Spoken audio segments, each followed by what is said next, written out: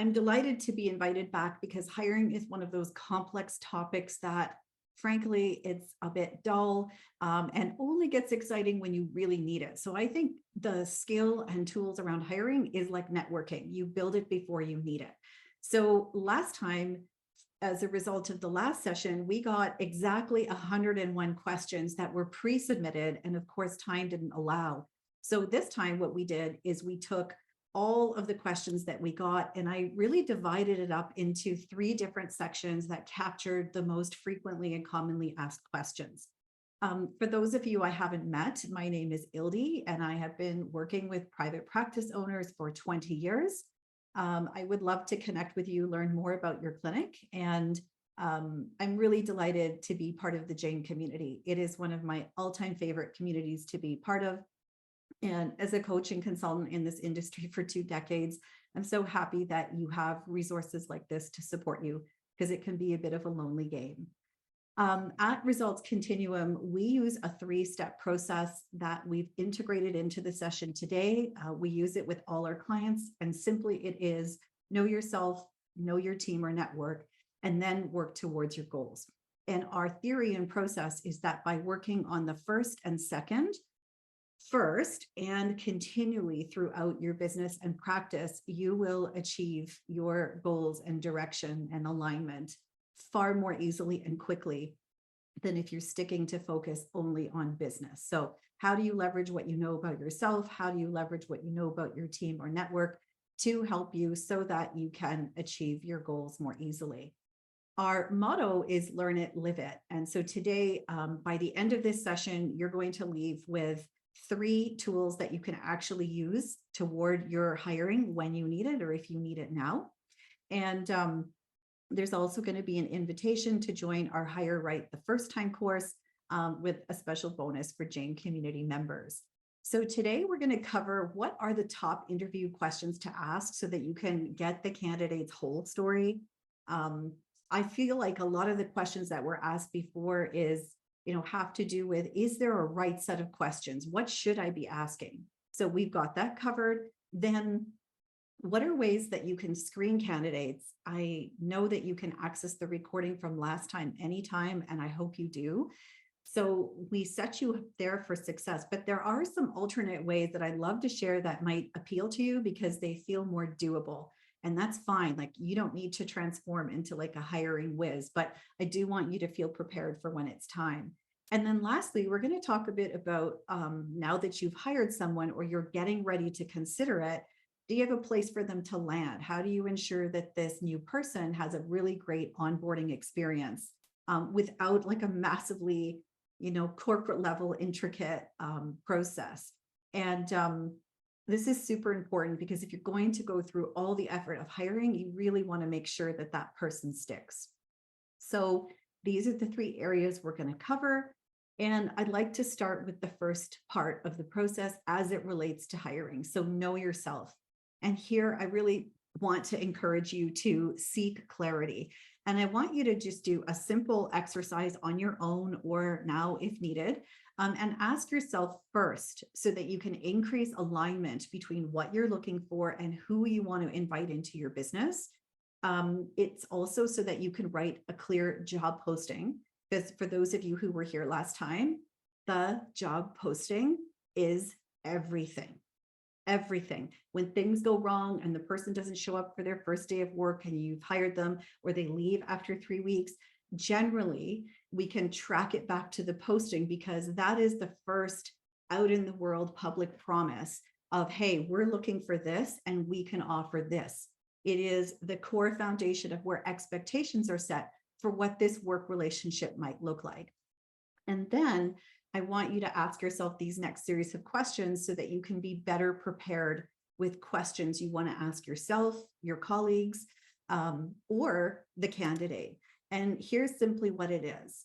So if you start with you and your values and the process of what's important to you, ask yourself, what's important to me about the impact this person would have in my business?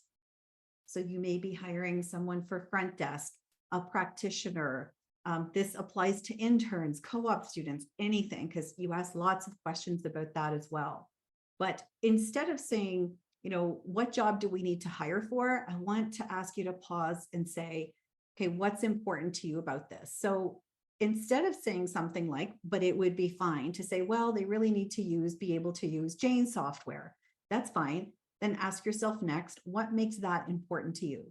Well, someone that knows our EMR and scheduling will help fill our schedule better. We'll have a better ability to confirm appointments.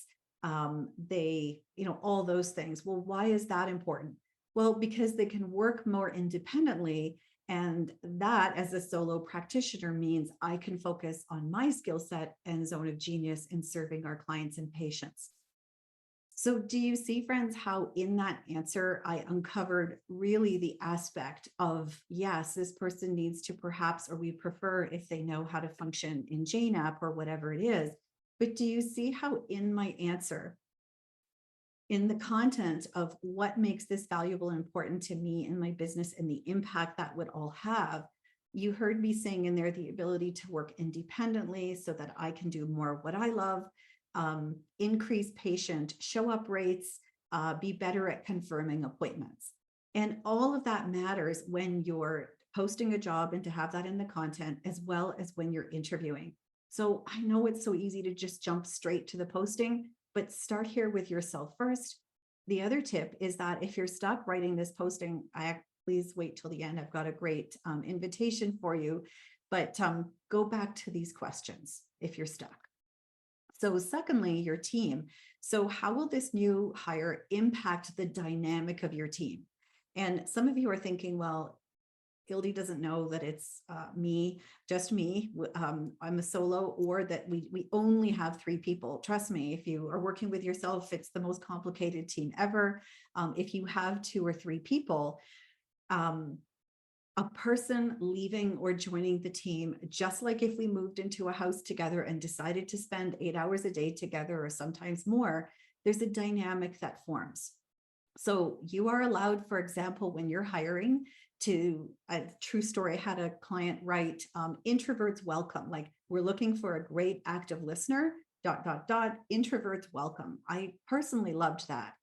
And what did it communicate to the person in the posting or being screened is, hey, maybe I am an introvert and I've learned how to be social, but I'm an excellent listener. So how are they going to impact the dynamic of the team, and what skill gap could be filled?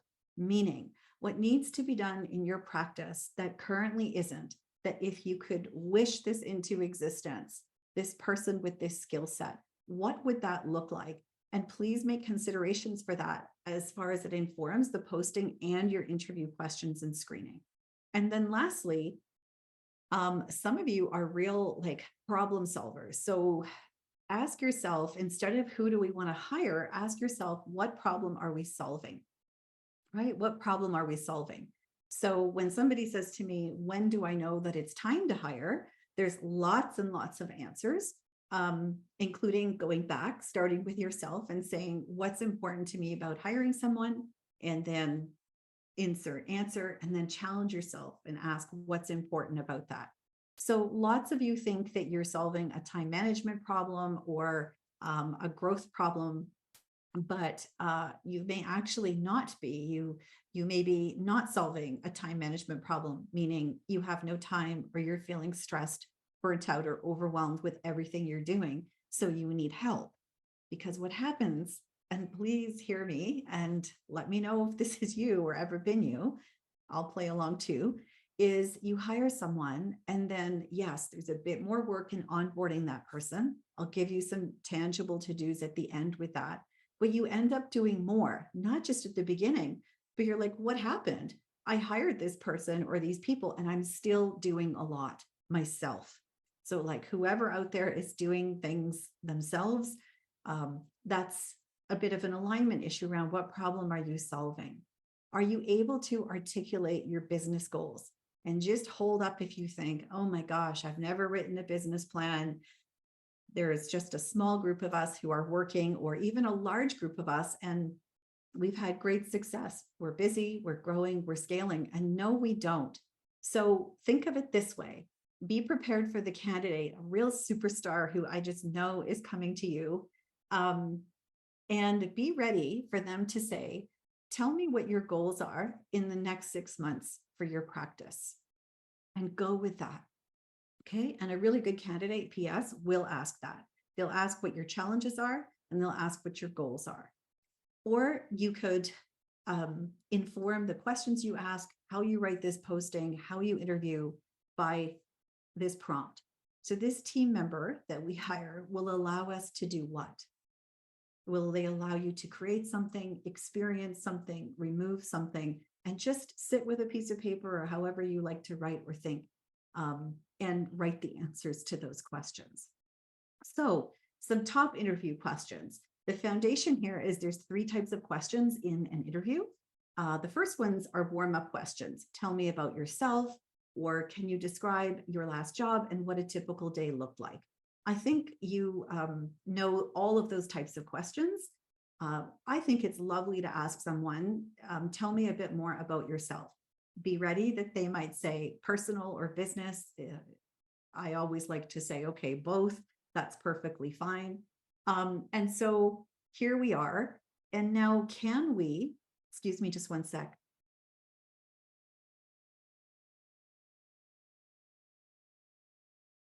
Can we anticipate what kinds of questions are going to warm people up and make them feel super comfortable? The next types of questions are technical.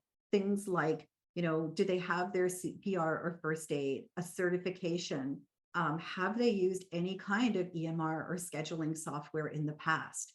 And the third type of question, where the real story is what we call the deeper dive questions. And at the end, I'll give you a way to access a whole list of questions. The smart people take that list and then they circle the questions that align with them. They feel right, they sound right. They don't actually go and go, wow, Ildi has a spot with 300 questions. I'm going to ask them all. So let's look at the deeper dive ones, and I'm going to give you some examples. So tell me about a time when a new policy or process was introduced at your clinic, the one you currently work at, that you didn't agree with. Okay. Tell me about a time when there was a new policy, a new process, a new way of doing things, something even new introduced in your last job and you didn't agree with it. Okay. How about what was the most significant change you experienced in your last job? Now, here I want to introduce the concept that says it's a really great idea to launch into your interview with a candidate, whether it's phone, Zoom, not phone screen, a phone interview, because sometimes it has to be that, phone, Zoom, or in person, is to say something like, Dustin's going to be helping me out with a role play in a couple of seconds, is to say, Dustin, I'm going to ask you a few questions that require you to think back to a previous experience. Take your time, because it might take you in a minute or two to recall what's happened and get your thoughts in order. Does that sound okay? And she's going to say, yes, that's great. And notice that you can time these to all include what we call the timeline. So asking a question, introducing the concept that I'm going to be asking about some of your past experiences. Take your time, might take you a minute to organize your thoughts. But here, I'm going to encourage you to experiment with the following. I know it sounds repetitive, but hear me out, is that at the beginning of these questions, ask questions of when was the last time, or in the last 3 months in your work, tell me about something new that was introduced at your clinic that you didn't agree with. Okay. Or thinking back to the last, 3 to 6 months of your work, and then insert question. Tell me about a time when. So the idea is that the more recent that behavior was on their part, right? How they integrated something new, how they responded to a change, how they dealt with a drastic increasing workload, whatever it is. The more recent it was in the recent past, the more real and true it makes it when they're telling you that answer. So Dustin, if you come on, I'm going to ask you a question in a minute, but All right. hi. And so I do like to ask this other question, which is I love to get candidates answers about themselves, their skills, their views. but I love to say, like, what's one thing that you would change about how people like me do our business, something in our field? So if you're uncomfortable with asking about the biggest mistake that chiropractors make, or medical aesthetics clinics makes, or psychotherapists make, you just craft this to whatever you need. Okay. Justin, are you ready for your behavioral based question? Let's see what's coming up. Yeah. So what we're headed into here, this is when you give your candidates notes, is add probing questions that feel like questions to say, then what happened conversation.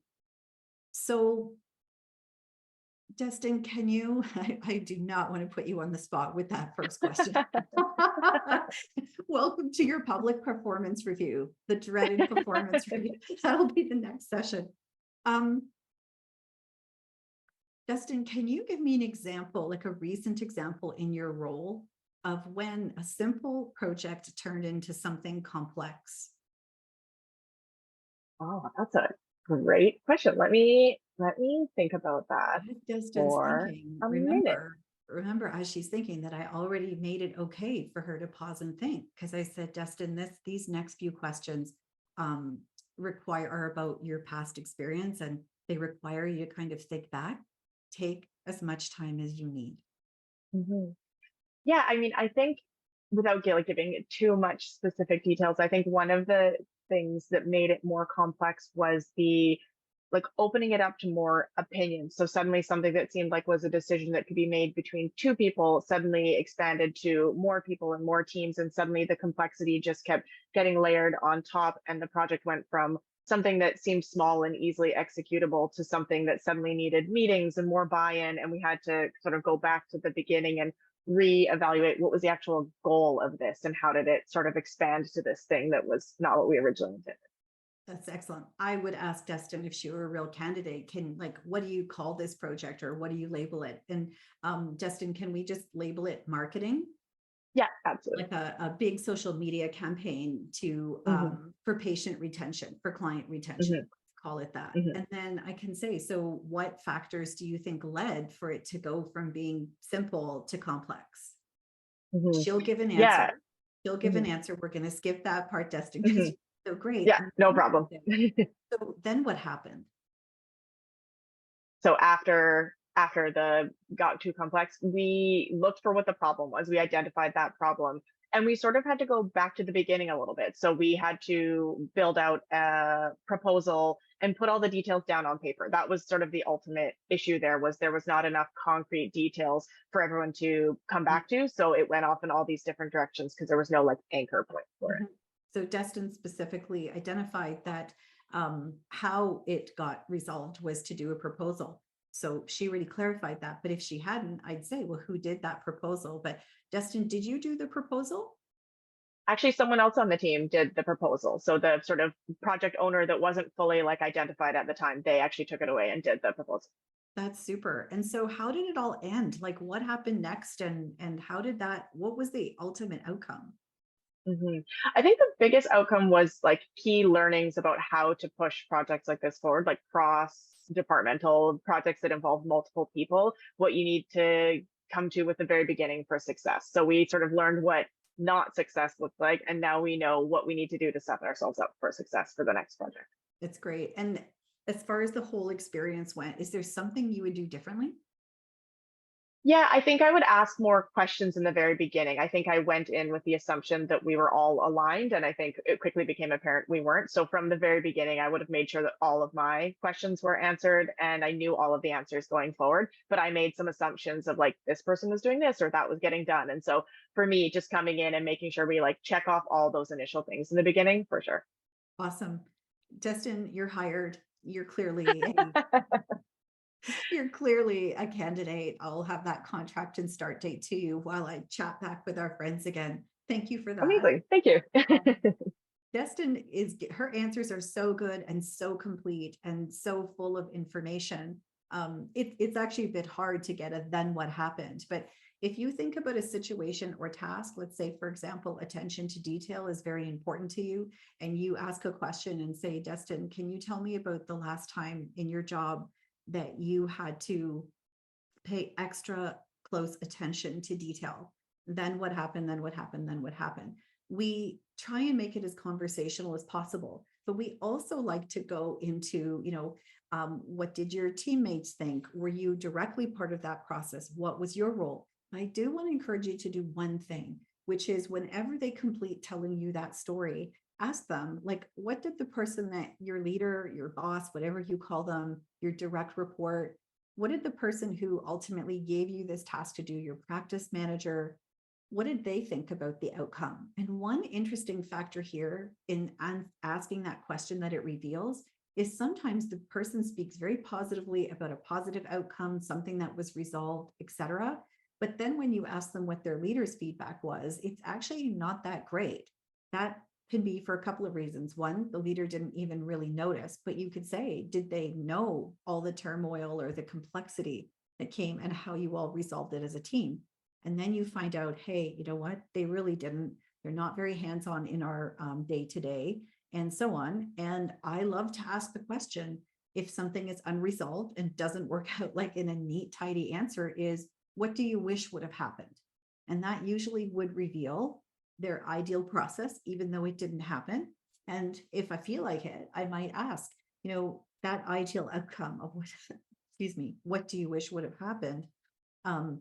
What was preventing that from becoming a reality?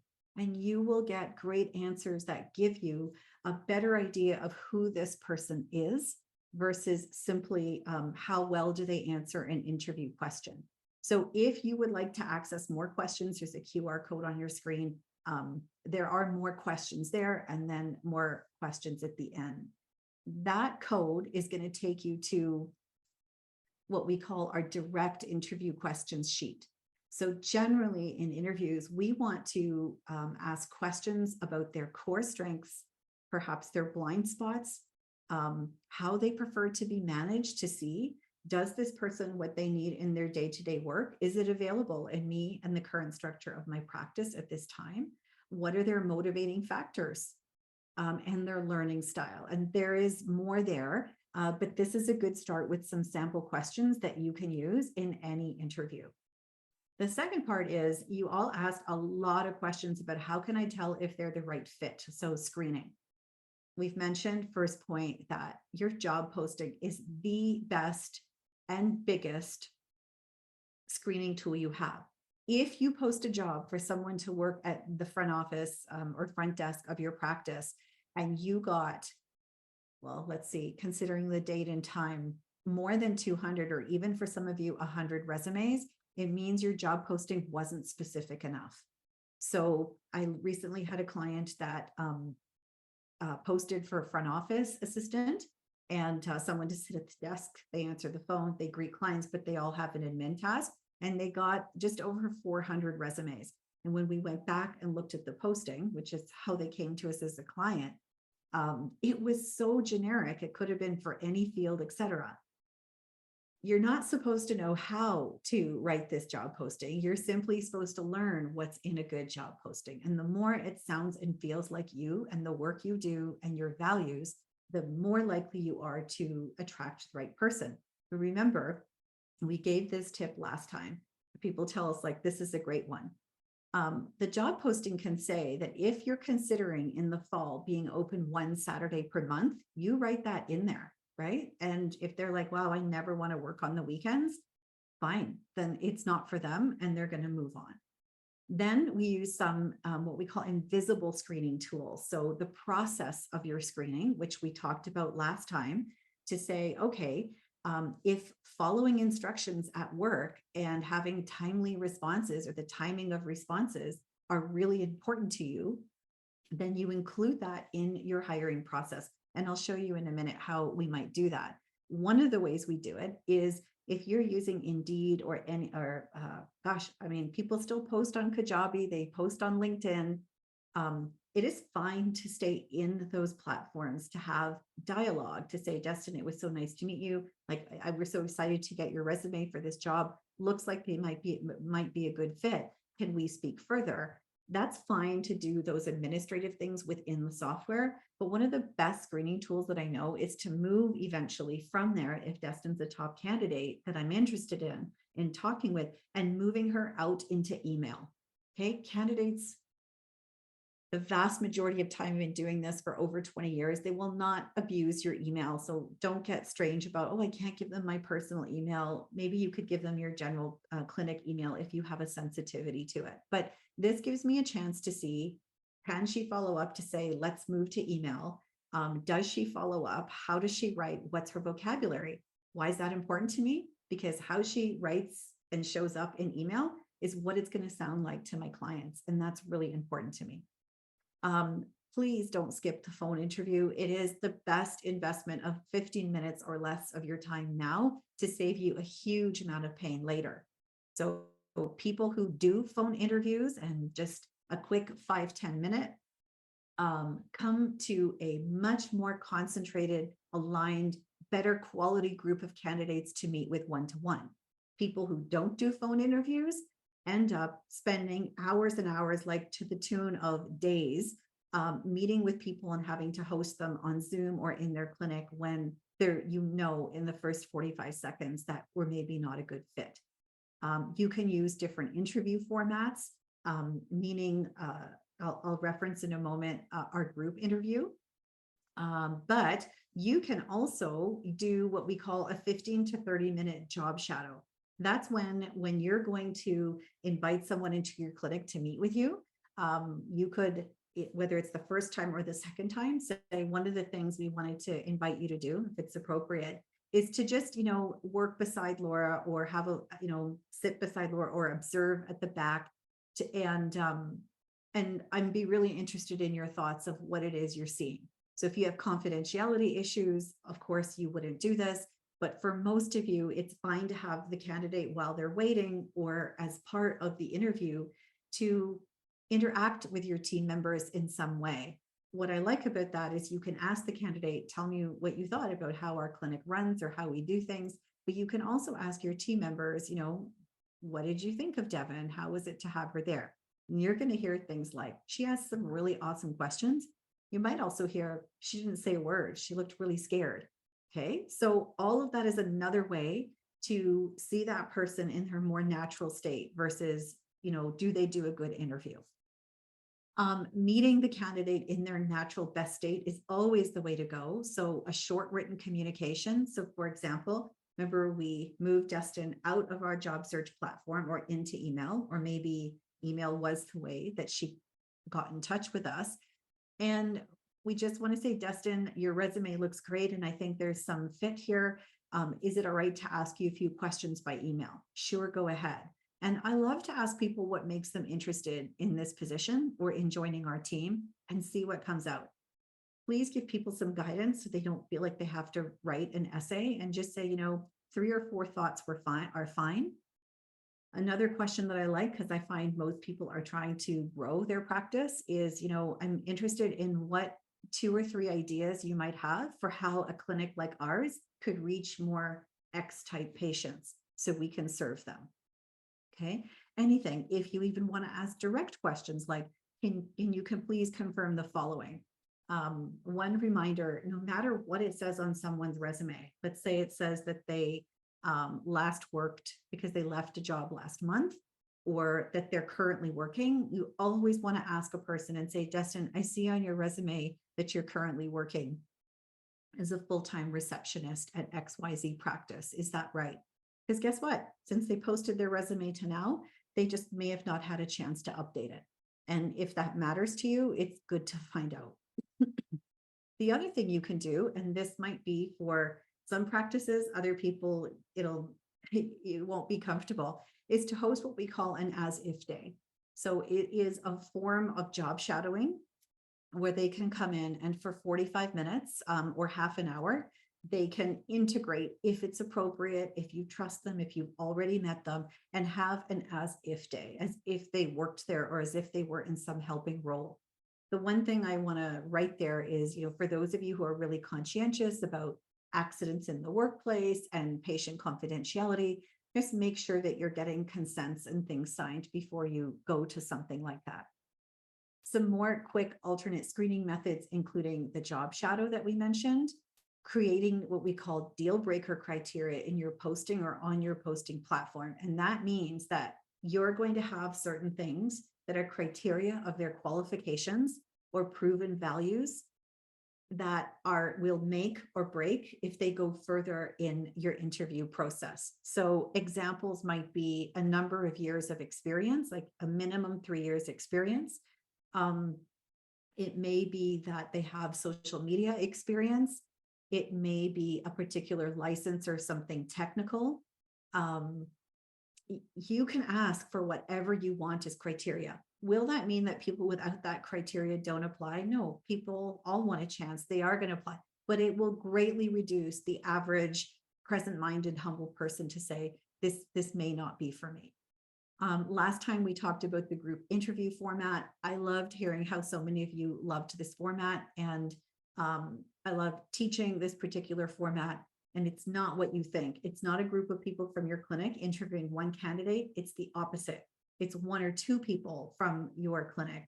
And if you're a solopreneur, you can get someone to join in with you. You don't have to do it alone, but it's where 1 or 2 of us have screened through resume, phone, and a little bit by email to invite a group of candidates.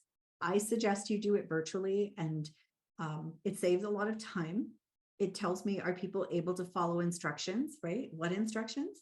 The instructions from you're invited for this interview all the way through to joining a live link. Now, personally, I use a lot of technology in my work. I don't judge anyone for not having a ton of experience on, let's say, Zoom or other platforms, but I do want to make sure that they have at least some technological fluency. And so I tell them, can we help you get that set up, or are you familiar? And maybe a tiny percent, like less than 1%, need help. And that's okay. They usually say, wow, this was easier than we thought. But otherwise, we like to meet them first in a group. From that group, so imagine that in 1 hour or less, you can meet with several candidates in a group, get to know them in their natural state versus performance, being performative in an interview. And then all you need to decide is, where do you want to invest your time one-to-one? Those of you who are like, wow, I've hired people before, but they're administratively weak, like they don't write great emails and they have really have trouble with our scheduling system, you can do what we call a skills test first. And if anyone is interested, please reach out. Instagram is my favorite, but if you don't do that, you can email me, you can get to me right through our website. There are sites where it ranges from $10 to $30 per test. But if you want to know, like, how does someone write? How does somebody work in Excel? There are skills tests available to businesses like yours and mine, where we don't have hundreds of people we need to test, but we like to see a sample of people's work. And some people do this early on because it's super important to them for accuracy, attention to detail, and makes them feel like, sure, they said they could do it, so they should have no problem doing this short skills test. And then the last one, I would like to resurrect this practice, which is, how can you develop situational judgment questions? Or I don't like calling it tests, but that's what we wrote. But how can you create real life situational judgment assessments in the form of interview questions that tells you how I would handle a situation in your practice? Here's an example.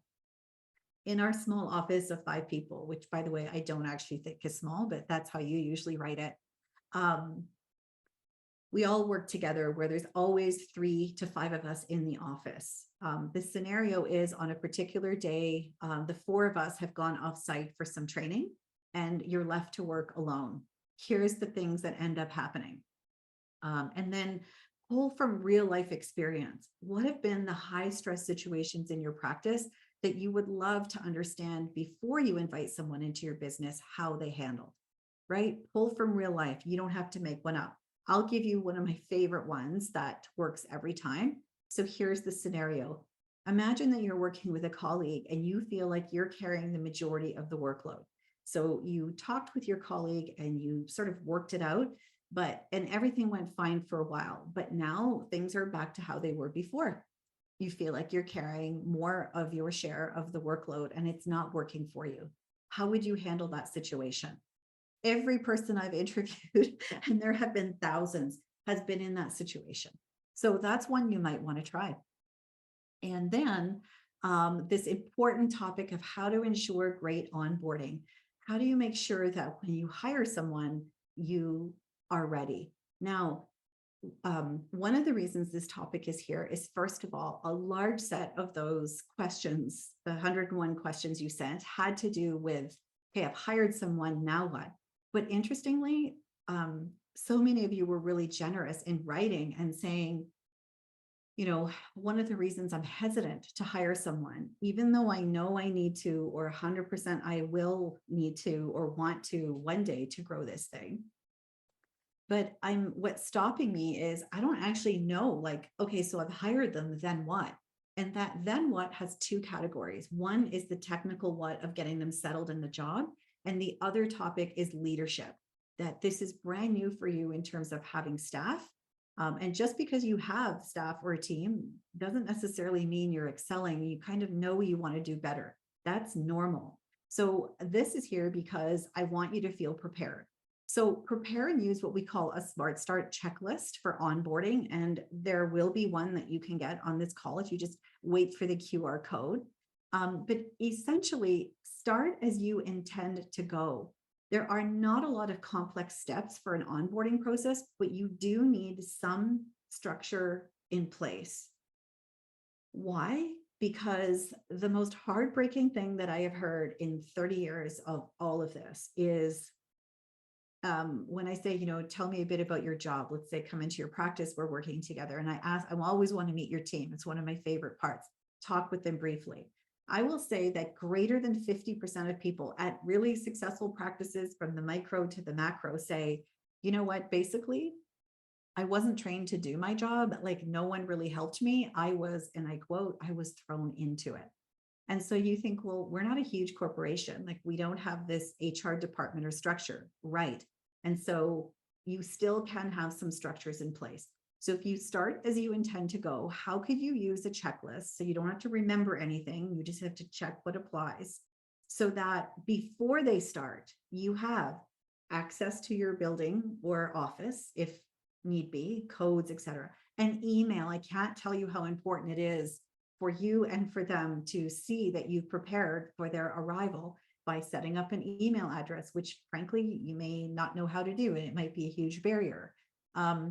What do they need for this first phase at their fingertips to be successful? It might be your team member policy and procedure manual. It might be your client consent forms that you just, because you're working in paper, which is fine, or it's on Jane, fine, that you throw into a file. Anything that you can get ready for them makes them feel more supported and takes pressure off of you for what are they going to do for all this time? I hired this person. I don't know what to do with them. And then a couple of ways to increase what we call team building or connection is to plan a job shadowing schedule. And this is a very small, might sound like insignificant suggestion, but this is huge. Even if you're working in a larger practice, who has the time to burden one or two people with training this new person? Nobody. It's not healthy for the new person. It's not healthy for the person who feels they have to train them. So we just use a scheduling system and we tend to put that person into the software because you can remove them or print out a simple daily schedule. And in 1 to 2 hour increments, but it could be half an hour, have them go and experience and sit with different team members doing different roles. So I'm going to start my morning by being at the front desk so I can hear how phone calls are handled. And so I know that how we make an appointment, change an appointment, and cancel an appointment. Why? Because the training checklist that we've been given says that by the end of the first week, you'll be able to answer a call, make an appointment, change an appointment, cancel an appointment, because that relies on you knowing software, right? So the job shadow schedule, it dispenses the responsibility and connection amongst the clinics. So one person isn't going to get burdened. But gosh, when I come to your clinic and the person says, I started last month, I've never even worked besides so-and-so, like, I'm just like, wow, that's too bad. It's a missed opportunity. For those of you where it's appropriate, have that person come in and job shadow to hear how your practitioners are doing patient consults. Okay. If it's not appropriate, if it's like a, counseling therapy situation, that's fine. But for those of you in most of the other fields, it's completely doable. What it means is they can be more confident when they answer the phone to say, yes, you know, so and so does his or her consults by asking you a series of questions, then mutually agreeing on your goals and talking about home care steps that you can take. These two things seem really simple, but they are hugely important to maximize this person's engagement, contribution, and effectiveness in their role. And then lastly, get clear on your leadership. What is your part in this?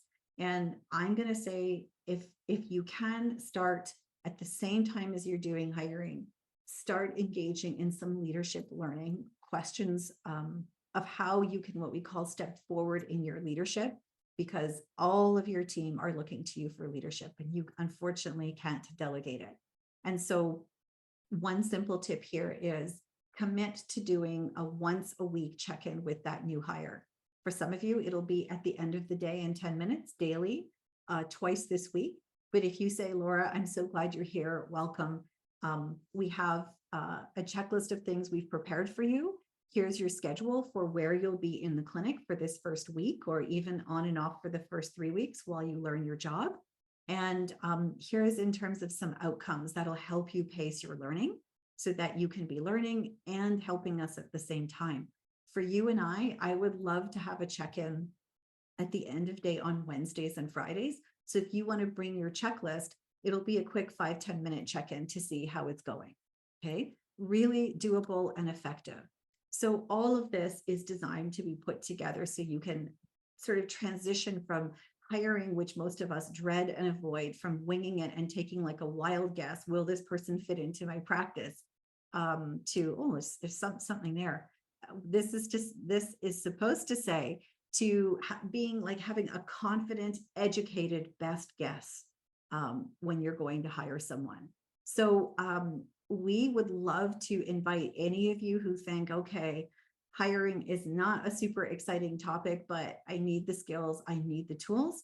We are delighted that we have a course called Hire Right the First Time. And if you would like to receive more information or an invite, you can use this QR code or get in touch with us in some way.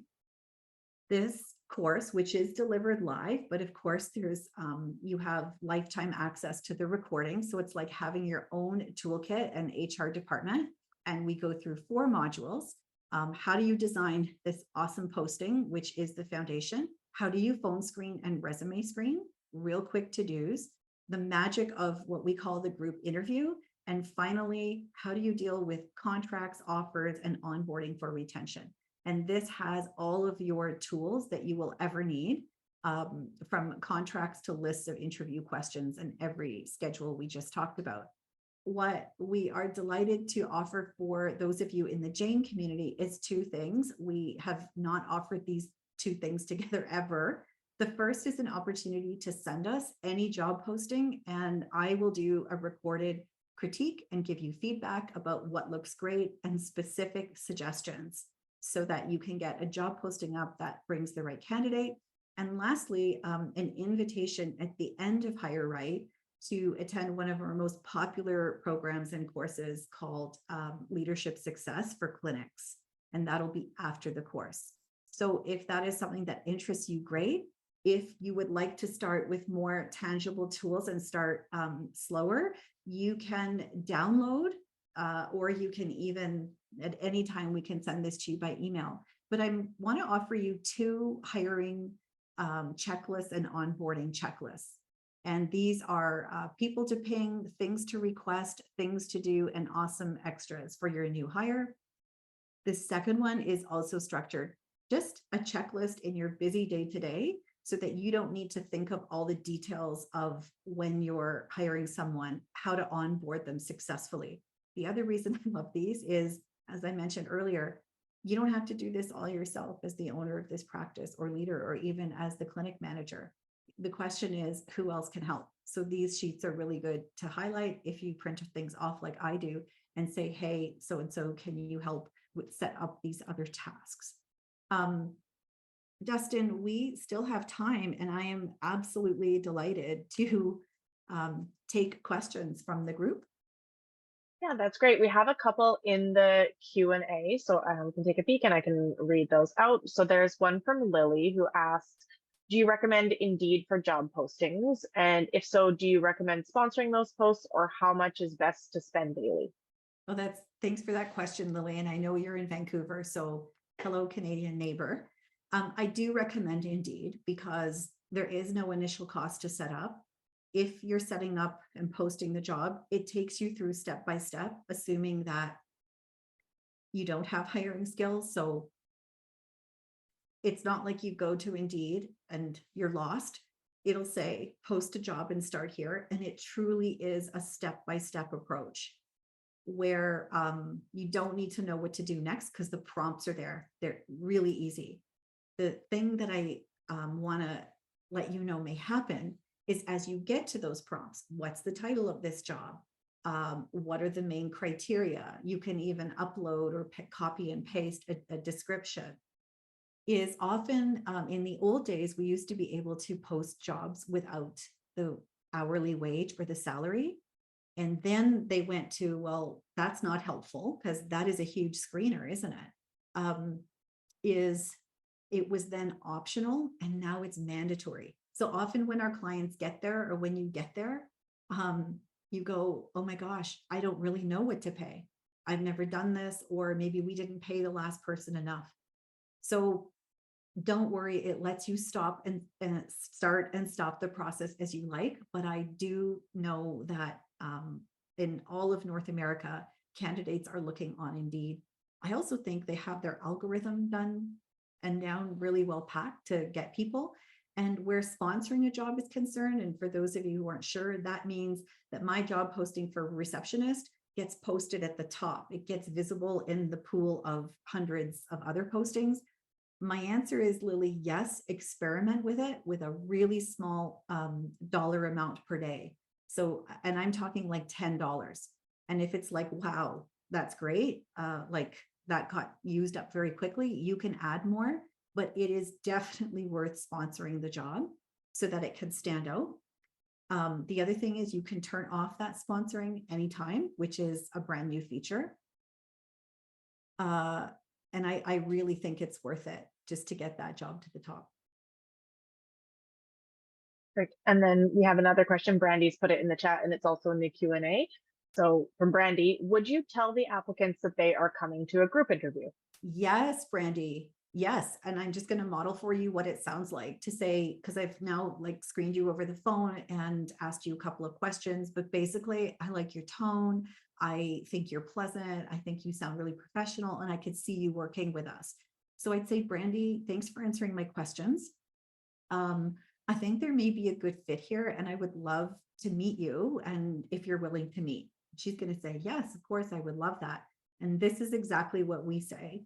And we have all of these scripts, of course, if you need them.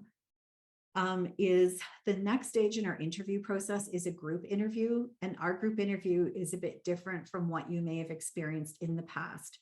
Because we have a busy practice, we actually bring together a group of qualified candidates to meet with myself and my colleague, Destin. And that happens on Zoom in a shared room. So other candidates are present. And so first of all, are you comfortable with that? And 99.9% of people will say yes. The exceptions are we don't use that group interview format for management or leadership roles. It just doesn't work. And the second part is very, very rarely someone will say, well, I'm searching for my job confidentially, and I'm really worried that someone from my workplace is going to be there. But if they've said that, Brandy, then like we just hired for 3 doctors last month, is we're not inviting like 70 people. We're inviting 12 people to the group interview. So our office takes care to make sure that if we've invited Destin, that there's no one else from the Jane community. Destin, your leader is somewhere sweating right now. We're like, why are we talking about Destin? And they're changing, right? So that's the wording, Brandy. Ours is a bit different in that it's a group of candidates where we all meet on screen and we have a series of questions.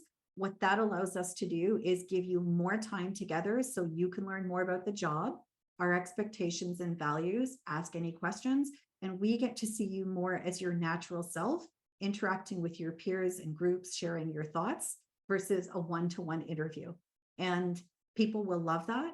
I am absolutely happy to share. And when we go to promote our Hire Right, the first time course, we always put in the testimonials of people who say every interview from here till the end of time should be a group interview.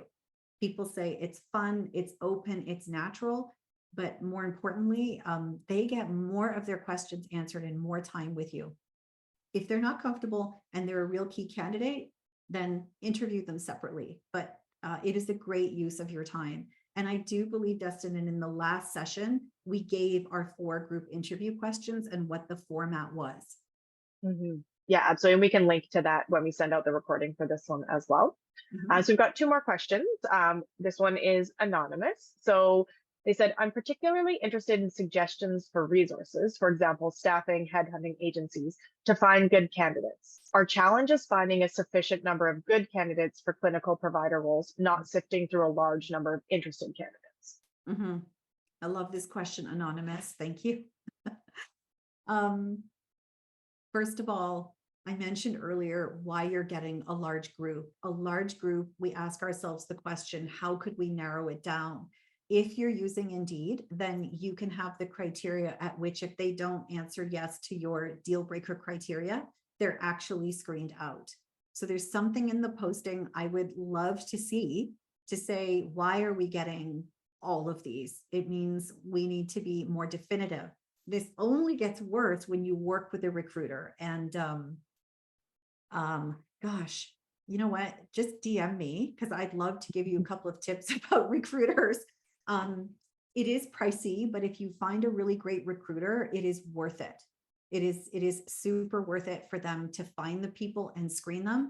But you want to screen the recruiter to say about their past success, about their method, about their statistics of outcomes. Because if their job is to hire you someone, I'd like to know how many of these practitioners have they successfully hired and have been retained by their clients. So for you, the retention part and the onboarding and leadership part is critical because recruiters tend to work 99% of them, where first of all, most of them only get paid when they find you someone. But if that person leaves after 3 weeks, they simply bill you again. So I would love to learn more, but I'm happy to share some recruiter questions for you to see if it's a great fit. Basically, it's asking questions about their track record. But do look at your posting because I could see from the structure of your question and vocabulary, you know what you're doing. And that posting can be so much better for who's the right fit for you and who's not. Great. And okay, on to our last question, also an anonymous question. Would you favor technical abilities or expertise or experience over team culture and fit? If I have 2 candidates, one of who will be more functional in the job sooner because of their technical abilities and experience, and another who has less experience but aligns with your business ethos and would be a great team fit, how do you decide between those 2 candidates? I love this question, anonymous too. That's one of the most important questions we can ask. Shortest answer ever, absolutely for team fit. Because after 20 years of working with private practice owners, 80% or more of the issues that you have in your business have to do with something with fit, suitability, dynamic of that particular team member. So you can, unless it's something super ultra technical, like they're a research assistant, or there's some kind of practitioner that is really a specialist, then you can teach a person those skills. You'll have better success with that if you find out how they like to learn and how they've been successful in learning or upskilling. But the issues with fit in terms of culture is irreplaceable. How do I know? Because 80% of my clients who are awake at night, unless they're worrying about how to get more clients, the rest of it is about fit, personality, dynamic.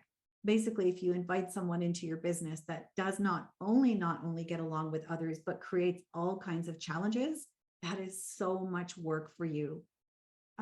So the answer is we always look for culture and fit first, and then technical second. I'm going to put out into the universe that I believe that you can find both.